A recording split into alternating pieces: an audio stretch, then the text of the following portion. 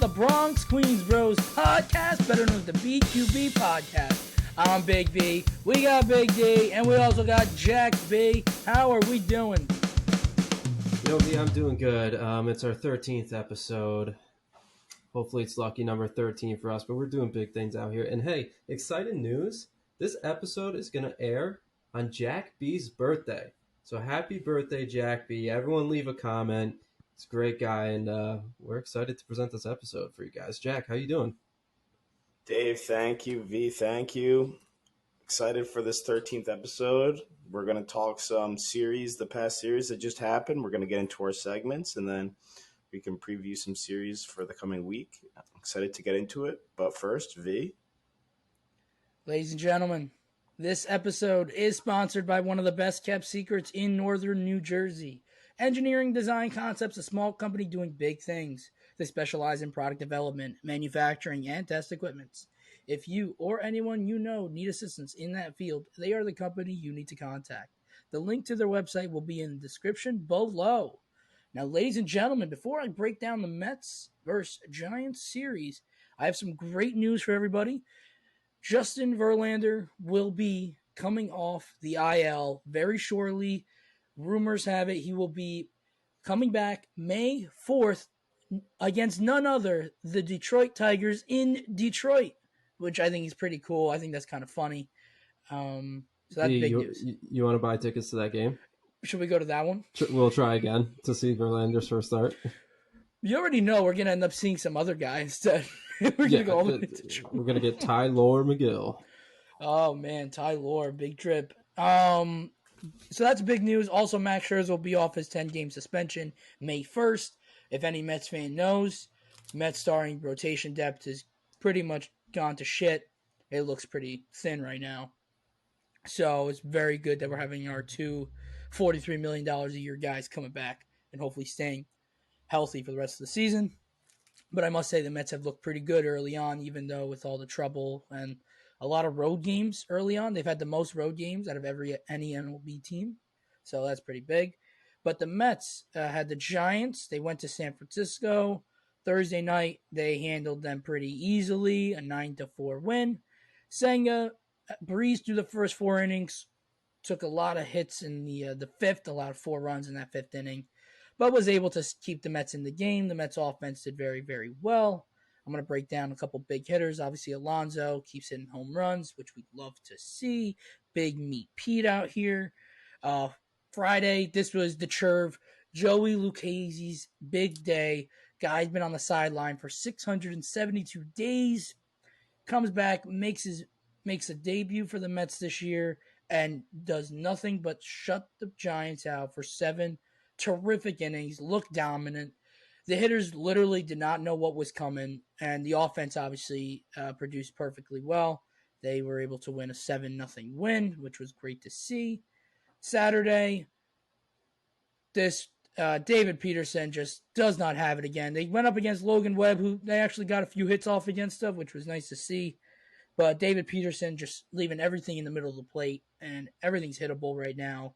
Slider, fastball, there's no deception. He's just not looking. He's not looking good out there. It's tough to watch because he had such a good spring training, and you got to wonder now with Max Scherzer and Verlander coming back, is he going to be a casualty that gets sent down to AAA now, even though he had the rotation spot out of spring training? That's good. I mean, so if Lucchese pitches good again, I feel like it's his spot, and then it's going to be between Peterson and McGill. So that's something to look out for. And then Sunday night, if anyone was able to watch the ESPN horrible broadcast, we got the Mets-Giants again. It was a close game. Mets ended up falling short 5-4. An interesting call by Buck Showalter here by bringing Drew Smith out in the 8th. That was not. I wouldn't have done that if I was the manager. They had a couple of lefties coming up, and Peterson and Yastrzemski, who they ended up. Those are the two guys that ended up giving the Giants the lead. I would have went to Robertson as he crushes and dominates lefties. Or you had Brooks Raley pitch the inning before. I would have maybe flipped them so then Raley could have faced the lefties. You know, who knows? That's being a little nitpicky out here, but Mets fall short. They split the series and they ended up going 7-3 on the West Coast trip. So you know what? No complaints from me, honestly. I think that's a series. That whole road trip, you take that to the bank going into it. That's what you get. Yeah, V, I thought we saw what you said, a good road trip from the Mets, especially going out west and playing some tough teams and, with battling some injuries and some unfortunate circumstances like with Scherzer. I think you guys, made out pretty well. For all things considered, you'll take that every day of the week. Before we get into the Yankees, just want to shout out Francisco Alvarez with an with his first home run of the season. I don't know if you guys saw the home run. It was a pitch that was like shoulder high, Yeah, I and did see it it. was an impressive home run. I mean, it just snuck out, but that's good to see. Maybe that builds his confidence. Maybe he's going to get in a hot streak. Hopefully, that's what I'm hoping for. So something to look Yeah, out for there. absolutely. Yeah, well said there, V, on the Mets front. Now let's get into the Yanks, who lost their first series of the season. So I can no longer Oh, say, look at that! Look at that! Dave, we can't say that anymore, unfortunately. It was fun while it So, lasted, Jack. yeah, exactly. It was fun while it lasted. On Friday, Domingo Herman was on the bump for the Yanks, and he just did not have it. Unlike his last game, Domingo got shelled in the first inning, giving up a home run to Vlad, who just continues to dominate the Yankees. Oswaldo hit a nice homer for us to put us on the board in the second, but it was really all Blue Jays from there. Belt homered in the sixth and then doubled in the eighth. Blue Jays would go on to win 6-1, and there was some bad blood brewing because a pitch Weiser, I believe, went up and into Vlad. Vlad wasn't too happy about it and was kind of staring him down. I think it hit him in the forearm I don't know if you saw that video. I don't know. It was high It and was tight. yeah, high and Yeah. tight, up and in a little bit. And then Rizzo kind of just, you don't really see that much emotion shown from Rizzo, but he came kind of running up to Vlad. He's like, just go to first, go to first. So that was interesting. I was looking forward to that going to the game that I was attending on Saturday. Maybe there would be some fireworks, especially with Cole and Manoah on the mound, who have had some beef in the past. But it was, I got to say, guys, one of the quickest games I've ever been, probably the quickest game I've ever seen in person because Cole was pitching to contact. He was striking some guys out, but was pitching to contact for the most part. He looked really good. Did not get the win. The Yankees ended up winning 3-2.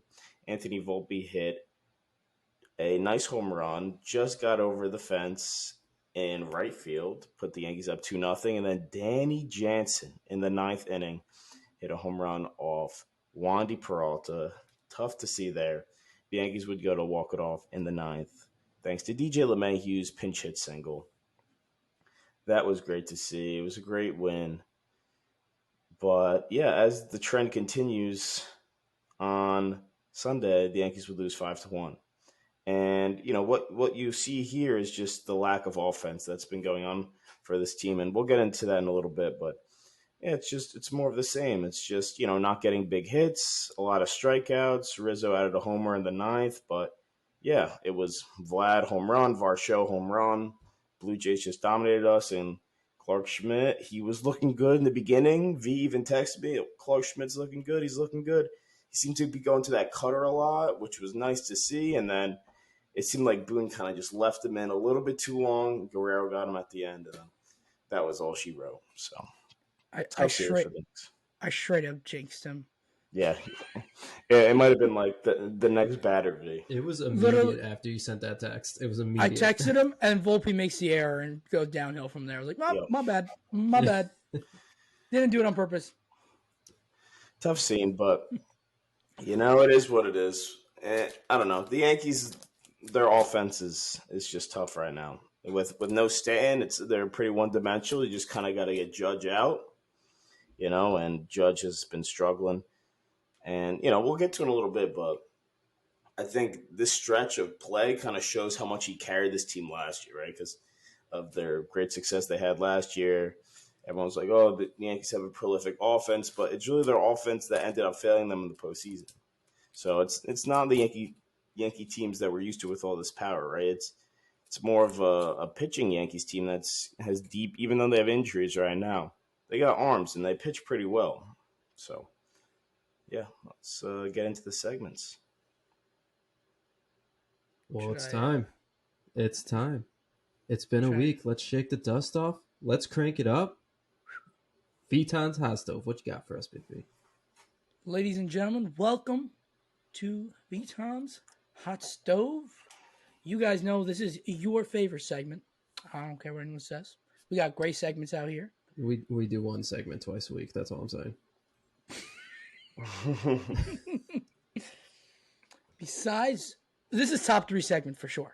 That's all Top I three. gotta say. I'll give you top 3 There's no question about for sure. that. Ladies and gentlemen, I did not mention this man while we were going over the series because I want him to have his own moment. Mr. Brandon Nimmo, you have made Vitan's Hot Stove. Congratulations. You have looked absolutely amazing. Ladies and gentlemen, let me tell you what he did during this last 2 series against the Dodgers and Giants. He went and batted .451 with 2 home runs, 5 RBIs, played great defense out in center. He is doing everything right. He is hitting every pitch in his way. And I must say, in about 50 at-bats, only 4 strikeouts. He's really making a lot of contact. He's playing to his game. He got a lot of infield hits. He's driving the ball. He had 2 home runs. He's looking really confident at the plate, and he is on fire, and he's making the Mets look really good by giving him the extension, giving him a lot of money, because he's certainly playing that way right now. So congratulations, Mr. Brandon Nimmo. Yeah, V, no complaints here from me. Nimmo's been hitting the cover off the ball. And yeah, it's good to see after, a lot of people, some Mets fans were kind of saying, like, yeah, are we really going to commit this much money to Nimmo? Like, this is kind of seems like we're overpaying, but I think he's almost, proving them wrong. He's playing really well, hitting well, not just playing good defense. Well, that was a quick hot stove. V, you got That's any? it? We don't have it yet. Yeah, We don't. well, maybe not any Yankees, but you got any hot takes for us? I feel like it's been a minute since you really cooked up a hot take, so I'm going to put you on the spot right now. Give me a hot take. So, you know what? Since I gave a hot stove player from the Mets side, this is all on the fly thinking right now for the Yankees here. I'm going to give you a hot take on the Yankees. Please do. You guys ready for this? I'm ready. Aaron Hicks is hitting a home run in the upcoming series against the former team Minnesota Twins. You heard it here, folks. He's going to go deep. Wow. I mean, Aaron Hicks, he does well. He does well against Minnesota. Some of my fondest memories of Aaron Hicks are against Minnesota at Target Field. So, I mean, anything will help at this point. I'm telling you. Big V's always right. Except for that one time you were not right, but that's okay. Nobody's perfect. But hey, that's a great hot take, especially when put on the spot like that. So, the Vitan's hot stove always gets me excited, and it's just such a perfect transition to just jack off. Yeah, Jack, what you got for us? it's time. It's time to jack off with Jack. Lead us, Jack. Yeah, super exciting jack off for today, and it was just a very upsetting Yankee series. Anytime you only score 5 runs, was it even 5? 5 runs in a series. Things they definitely did not go right, and I know the Yankee brass and their important figures like the GM and Cashman and the owner, the Steinbrenners, they're not too happy with a performance like this, and neither are the fans. So let's get right into it.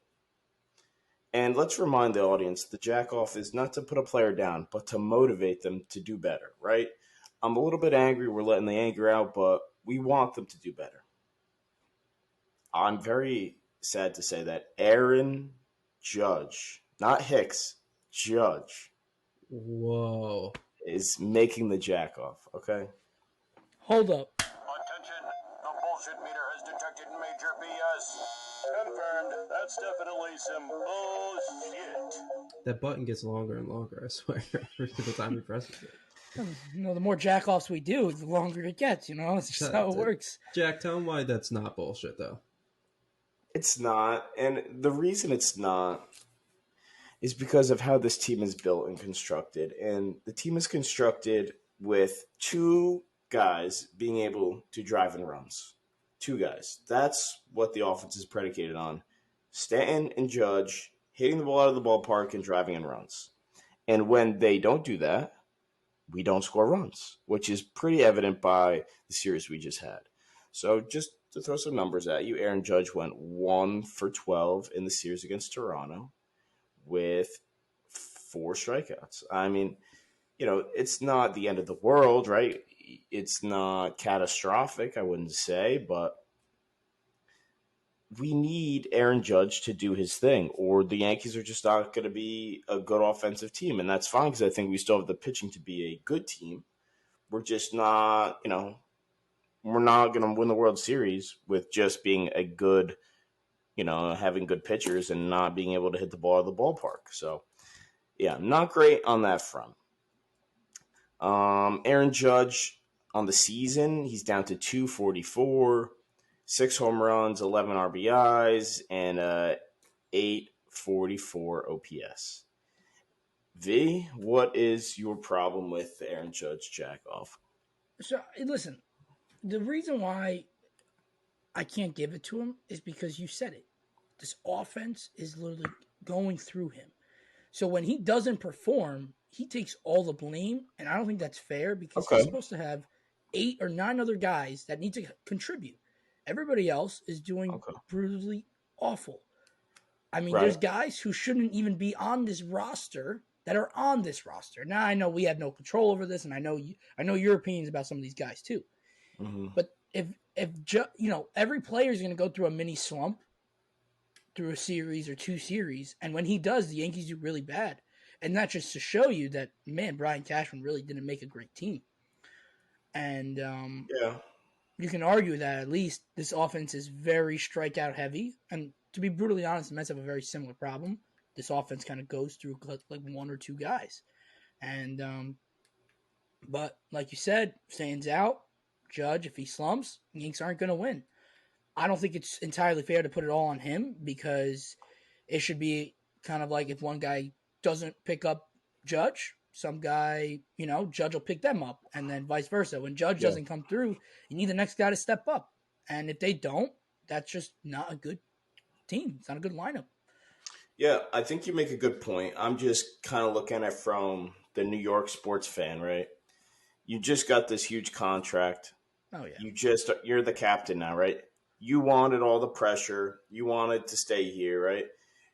I mean, I would never say that Judge is crippling us because he wanted all this money and now we can't spend money. I'm not somebody like that, but I could see how somebody else would say that. I wouldn't say it, but I could see how another fan would say it. But yeah, he's such a focal point of our team that, this is why he was the MVP last year. When he doesn't perform, we're not going to win. And that was evident by the series.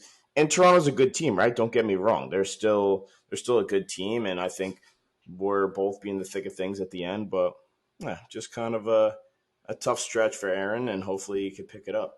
Now I do, V, have a jack-off for the Mets. And I haven't in the last couple jack-offs just because I want to take it easy on the Mets. They're going through a lot of injuries, and they played the Oakland A's, and it's like, who the hell am I going to yell at when you sweep the A's? So, but I do have jack-off, okay? And you're going to disagree, but all I kept hearing from you, V, is about how Francisco Lindor is the best shortstop in baseball. He had one bad year. But I can't tell by his play. And I know he had that nice 7 RBI game against the A's. Congrats, 7 RBIs against the A's. But, I mean, we're talking 221 average. He's not even getting on base. 333 on base is good, not great. He's slugging pretty well. OPS is pretty bad at like I mean, it's not bad. It's at a tick below 800. OPS plus at 120. Like, he's still an above average hitter.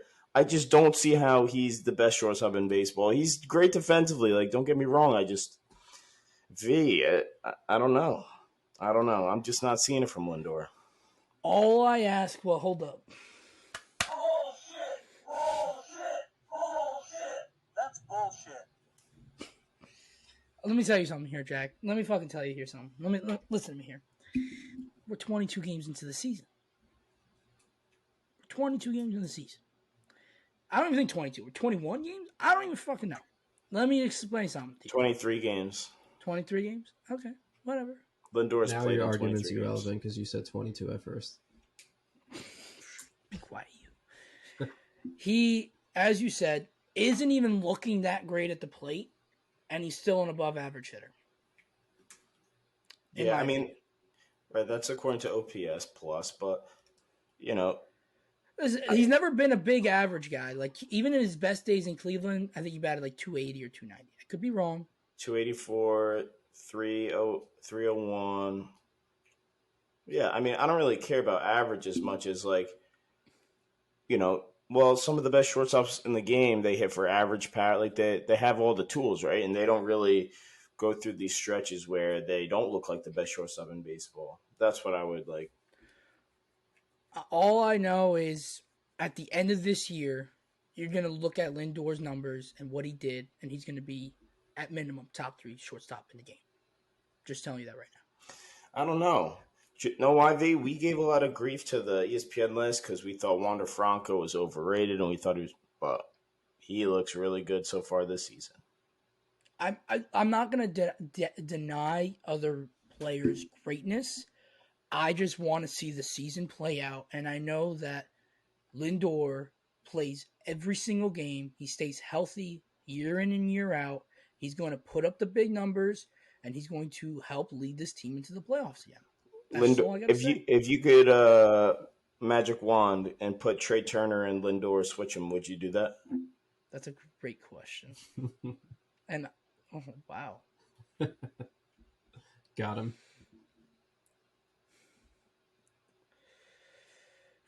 I'm gonna say no. Why? Why are you gonna say no? I think Lindor's contract strictly alone will aid. Okay, no. Turner's. Same contract. Same contract. Yeah, like you would just swap like Magic wand it. Yeah, you're just magic wanding it. Like he would just Talking about talent. He would get Overall, better Lindor's player. contract. That's a great question. I think they're both terrific ball players, and I'm going to just leave it as That's what it is. funny. That's funny. I've never heard Viton worry about the back end of a contract when Steve Cohen's just blowing all this money. But as soon as it's Trey Turner's contract, oh man! I'm not gonna lie though. I wanted Turner to play center field for the Mets. I thought that'd have been fantastic. All right, but I mean Xander Bogaerts killing it right now. Oh yeah. Carlos Correa started off a little slow, but he's picked up of late. I mean, you can make the argument he's outside of the top 5. You probably could. Like in the first 23 games, sure, you can make that argument. I'm just saying in baseball, I feel like you can make an argument he's below the top. I don't. I think, Jack, let me be brutally honest with you. I think you really undervalue defense. And I hate that. I think you really undervalue it because Bogaerts, honestly, garbage at short. No. You don't think so? No. I don't give a shit about all these above-out stats. Dude, look at the eye. I watch baseball players here. I think Bogaerts just is an average fielder at best. I think Turner is an average fielder at best. I'm with you on Turner, but defensive run saves likes Bogaerts a lot. I got a butt in here because across the board we have a lot of contraindication. First of all, Jack, you hate that stat. I do hate that. You can't pull that in as an argument. I'm just saying. I gotta stop you right there.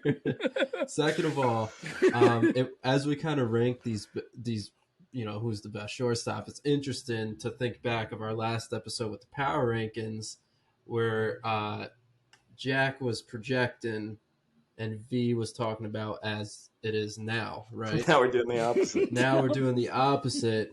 Listen, we don't think about jacking off in the future. We think about jacking off in the moment. And is it hard to argue that Lindor is underperforming in the moment? Super hard.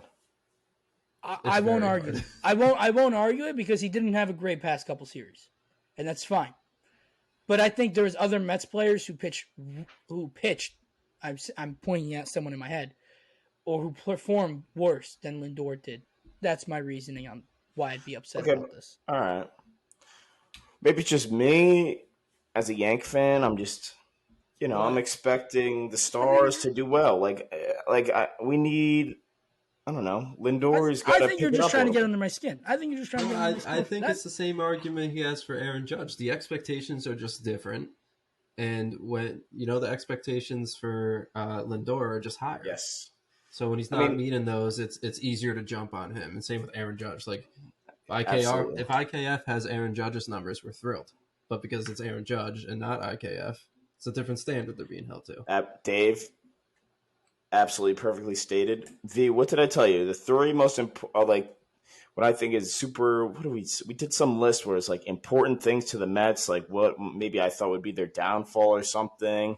And my number one thing was expectations, because it can make or break a team. You could do well, right, when no one really expects anything of you. It's kind of cool, like the Mets last year.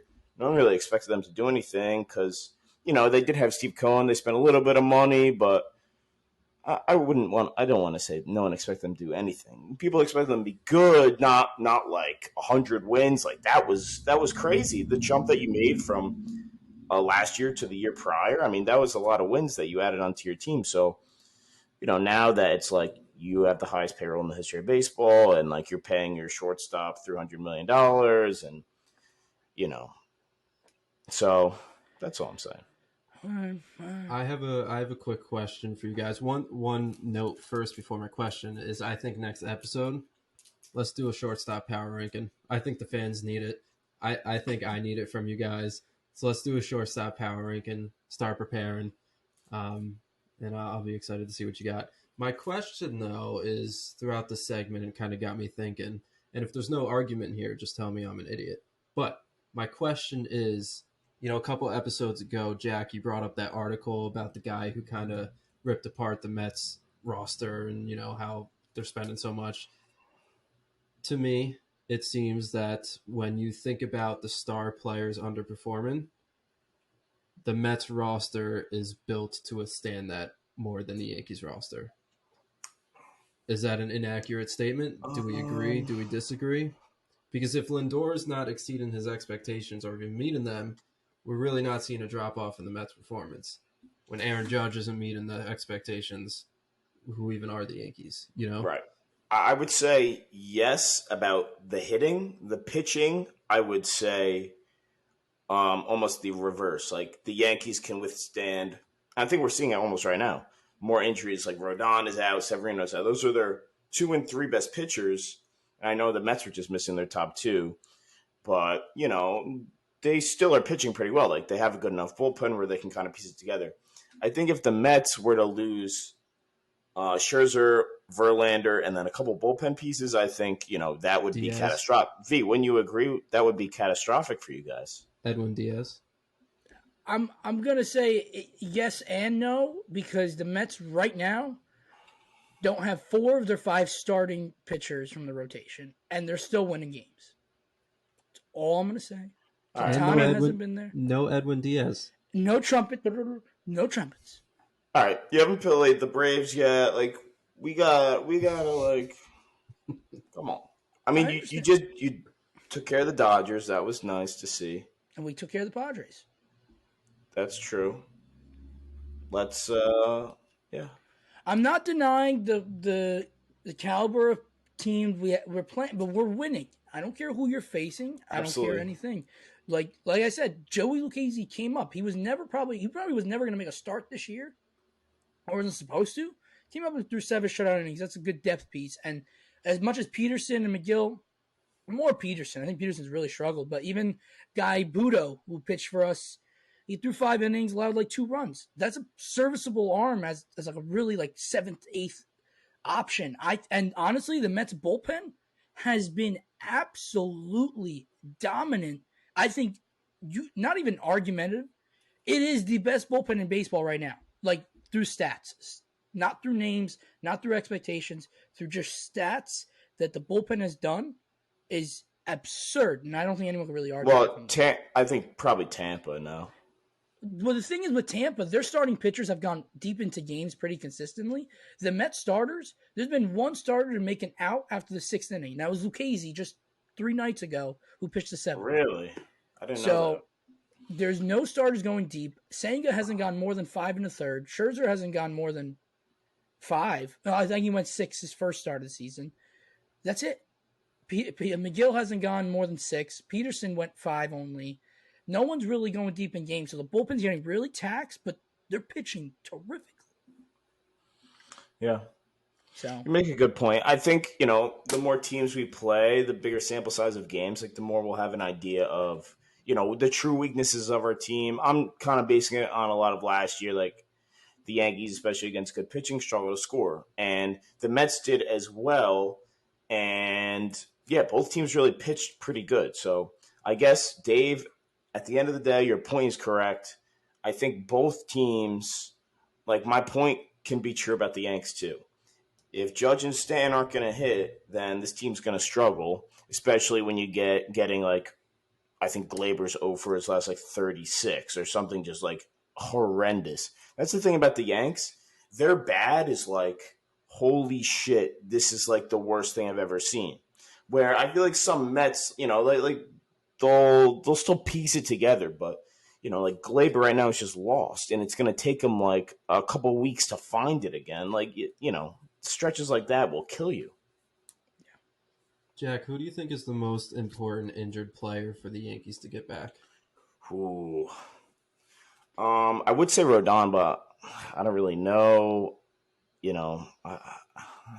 He's such a good player and he's such a good pitcher, but the pitching's been relatively good. I think we really need Harrison Bader back in the lineup, playing center field, so Judge can play right. He doesn't have to worry about, he's in center this day, and then Connor Falefa's in center, and then Judge is in right, and then Franchi Cordero, and all the BS that they do. So I'm just hoping Bader can get back, be a staple either at the top of the order or maybe towards the bottom, provide some of the power that's been missing with Stan out, and that could really help our team. Do you have a thought on that question? I want to throw Jack another question. Where would you put Bader in this lineup right now? Is my question. Because I got an opinion on this. So I really like Volpe leading off because I think, but this is what somebody, I think Paul O'Neill was saying on the broadcast, where he didn't like when a speed guy was ahead of in the lineup because he thought when he would be like waiting for them to steal it would like mess with him. Like he would take pitches that he would really like to hit. So I guess I would need to know Judge's opinion on that, right? So if Judge doesn't mind Volpe being on, then it is what it is. But I like Bader maybe like 6 or 7. But like when he was hitting that good in the playoffs, like he should definitely lead off. I do like DJ though. I don't like DJ leading off. I like DJ at 5 in the runners in scoring position, RBI situations. That's where I like DJ. So I'm actually going to give a different perspective as the way I view this situation. So to respond to what you said, I looked it up because I was curious if Judge likes Volpe running. Quote unquote, he said, I want Volpe to run every chance he gets. So I interpret it as that way. He does not mind him running with him hitting. So the way I view this lineup, I think should be built is Volpe should be leading off. I don't think Judge should be batting second. I think it's a waste. I think Judge has got to be your 3-hitter. I think you need a guy like DJ LeMahieu who goes oppo, who can do a hit and run situation with Volpe running. Or he can hit the single the other way and Volpe can get the third every freaking time. And Judge comes up in an RBI spot every freaking game. And I think with an RBI spot, I know he strikes out a lot, but I think he can bear down and get that run in. And that's like the one way I think the Yankees are missing is their offense just can't generate a run sometimes. And it's tough to watch. I was watching just recently, DJ hit that weird double that Kiermaier misplayed. Strikeout. Like, they're not generating, like, Cabrera needs to hit a ground ball to second base, get him over to third so the next guy can get in a run. Yeah. That needs to happen more, and that doesn't. I feel like.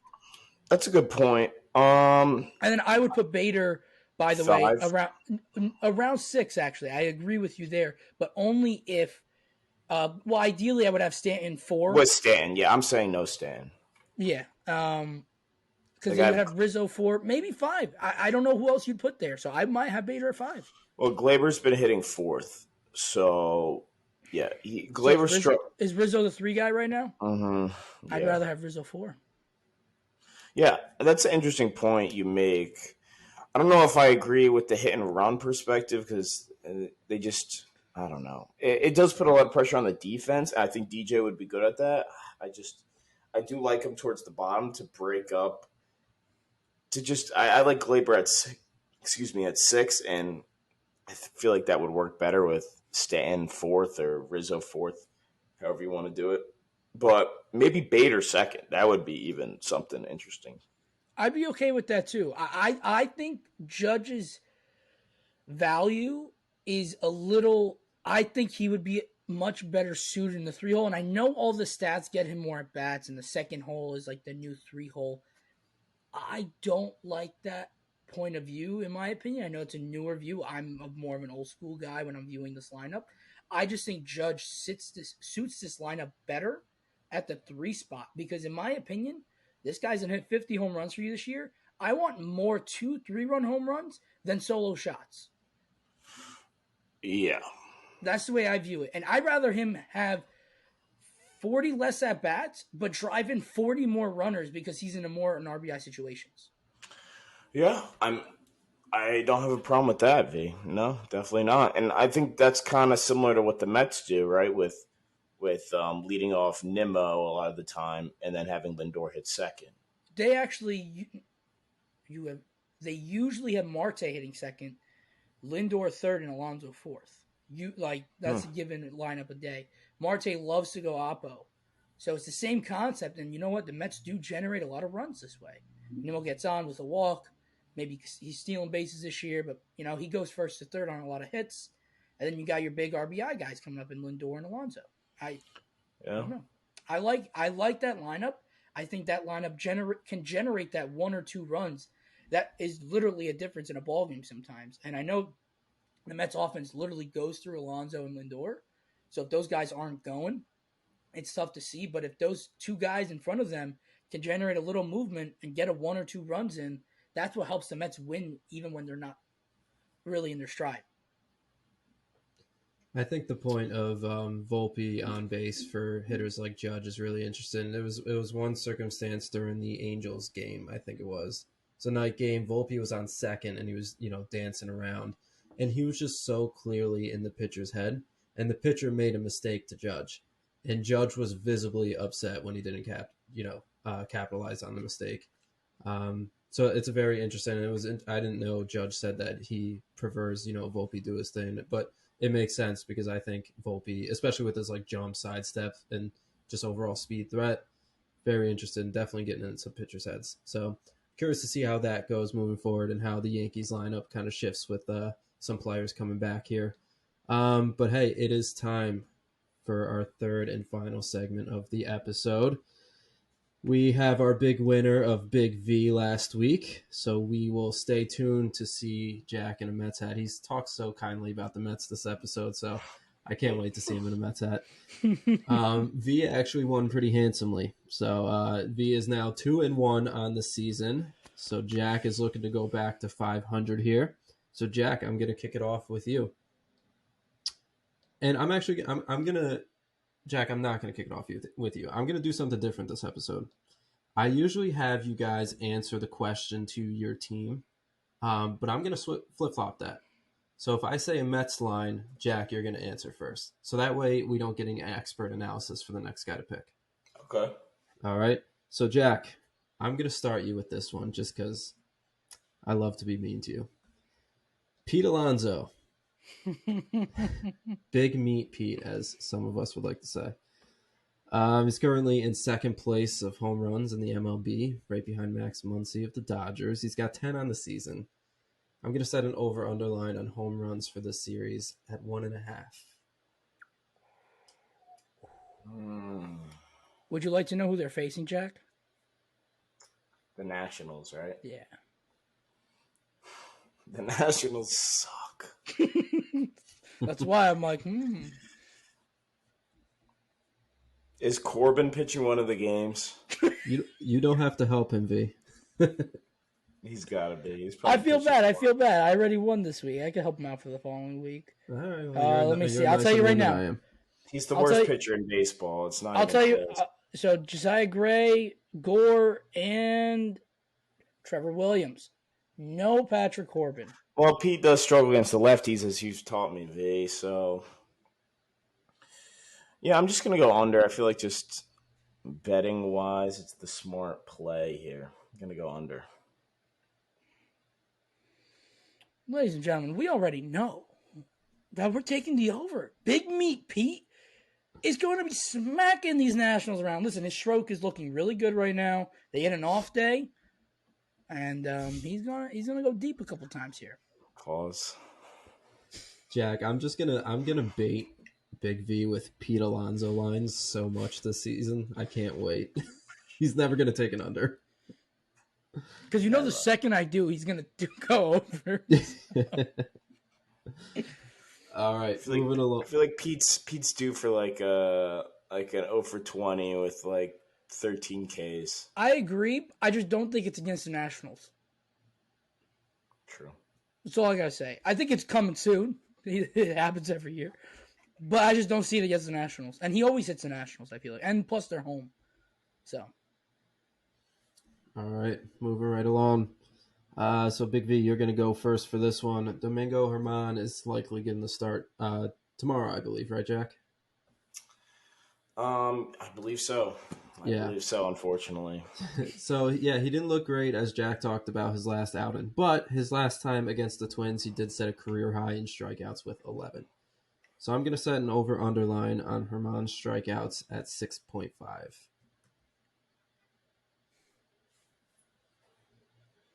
He got 6 in his last outing.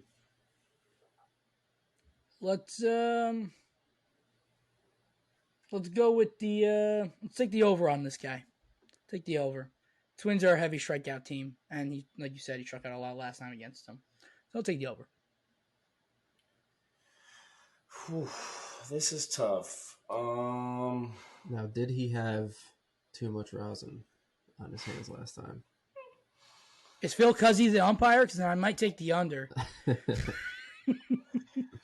Germán does have good stuff. And Twins do strike out a lot, like V said. I'm going to go over here as well.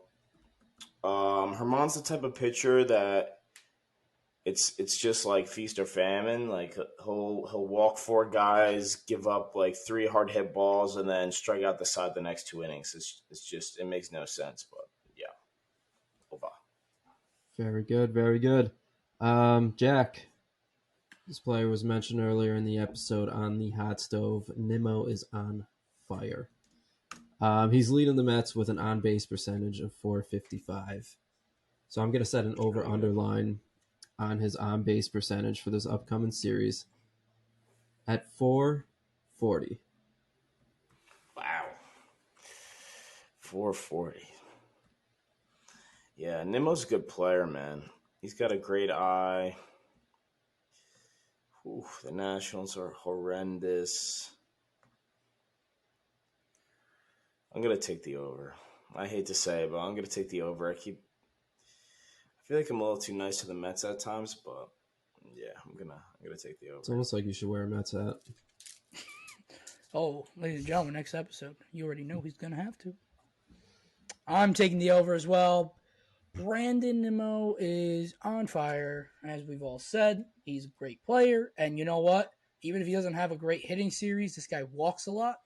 OBP is going to be his feast for fame. I think this guy's going to have a 400 OBP on the season, and I think he definitely gets over that 440 mark for this upcoming series. All right, very good. Big V. It's been a while since we've done this line, but I'm going to do this one throughout the season. And this is actually not an over-under line. It's another choose. You have 2 choices. Okay. Kind of like over under. You have two choices with that, but this isn't quite over under. I'm grasping the concept. You got it? All right. Yeah. Stolen bases for the Yankees. Anthony Volpe +1 or everybody else. So we're giving Volpe 1. So he starts off with 1 right now. Yeah. How many games is the series? I believe it's a 3-game series, right, Jack? That would be correct.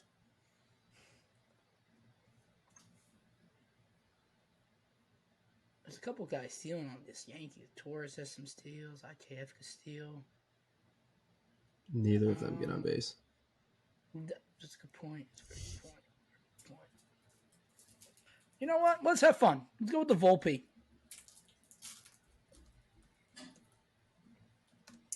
Yeah, I'm going to have to go Volpe here, too, kind of for what Dave said. The other fast guys on this team don't get on base, unfortunately. Gleyber Torres looks like he does not know how to swing a baseball bat right now. So, for those reasons, going with the Volpster +1. Very good. And let's stick with the theme of total stolen bases. Yankees are currently in 5th place with 25 on the season. The Mets are tied in 6th with 21. It's another choose 'em for stolen bases. Mets or Yankees in their upcoming series. Who starts? Who wants to start, Jack? I'll You started start. last Yeah, one. I'm going to take the Yanks. Just because. Fuck the Mets. And you know what? Fuck the Yankees. I'm taking the Mets. Marte's gonna have. I think Marte's gonna have a big series. He's been struggling lately. I think Marte breaks out of a little slump and has a great series. So I expect him to definitely steal a couple bases. Very good, very good. Hey, fellas, we're gonna have a bonus activity next episode. Ooh. I need you guys to study because we're gonna talk about some current plays, but we're also gonna go back in history a bit. I'm gonna give you some stat lines, and you have to name that player. It's gonna be the first time we're doing that this season, but I'm very excited for it. I think we can have some fun. V, I'm sensing some trivia here. You know what happened last time I wore the Mets hat and was doing the trivia? I smoked your ass, so you better study up, buddy. Listen. I think it was. I was sleep deprived. All right. Listen. I took the red eye out of San Francisco. It was rough. It was a rough day, and you know what? I was guessing Ricky Henderson. I was a little all discombobulated. I'm convinced this time, Big V, I'm gonna go on a winning streak. I'm gonna win week 4, and I'm gonna take a 3-1 lead on you. Sorry, I'm just saying. Study up, fellas. Hit the history books. Hey, real quick, we got a couple minutes. Big V, you got any thoughts, comments, concerns about the Mets' upcoming series? Well, you know, they're facing the Nationals. We all know they're just fucking horrible. So the Mets really need to win the series. At minimum, win the series. I'd love to see another sweep, but you know, I never try to look for a sweep. I'm a big win the series guy. You want to win the series, you'll be a very good team. The Mets don't even have an announced starter for Tuesday's game yet. So that always worries me. And let's see who's pitching.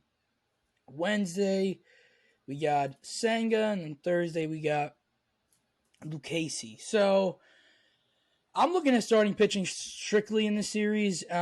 Senga, I would love to see him get deep in a game. He seems to really be dominant for the first 3-4 innings and then really lose it and can't seem like once he gets a little rattled, he can't seem to really settle down and fix a messy situation. So I'd love to see him maybe get 6 innings at least. And Lucchesi, if he has another good start against the Nationals, like I said earlier, Verlander and Scherzer are coming right back, and Peterson hasn't pitched well, or McGill. So if Lucchesi pitches good, I'd be shocked if they send him down. So that's another proven start for him there. I'd love to just see the Mets win. Hopefully Alonso hits 2 home runs, and I'll be happy. Beautiful. Jack, any comments about the Yankees' upcoming series against the Twins? Yeah, game one's not looking too hot. I watch along as we talk right now, Dave. We're down 5-0, so that's never good.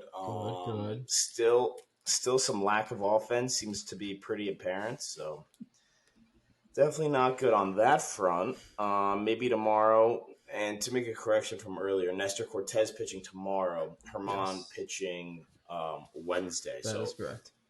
Very excited to see Nestor pitch. He usually does really well, keeping us in the game, not really allowing any big innings, which is what has killed us lately. And it's just really tough to see right now.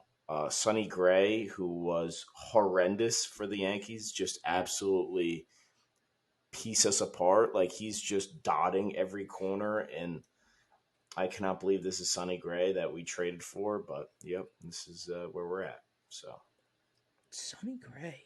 Wow. What a guy. We're getting diced up by Sonny Gray, V. Diced. Put him on the hot stove. You won't. You're right. I won't. All right. Hey, for a 13th episode, that wasn't so bad. I think we did great. Although, you two got a little feisty, and I love to see it. But as always, excellent episode from you both. Happy birthday to Jack. Stay tuned for him in a Mets hat next episode. And V, they can find us on Twitter. They can find us on Twitter at BQB Podcast. And Jack's still just posting talks. Jack, where can they find us on TikTok? BQB Podcast on the talk. You can even find us on Instagram at BQB Podcast. Give our Facebook a follow at BQB Podcast, YouTube, all that stuff. Listen to us wherever you get your podcasts, Spotify, Apple Podcasts, iHeartRadio, Amazon, Google, and some other services I've just never heard of. If you like us, tell your long-lost cousin you haven't talked to in a couple of years, because we are all about bringing families back together. And with that, hope you all have a great night. We'll see you next time.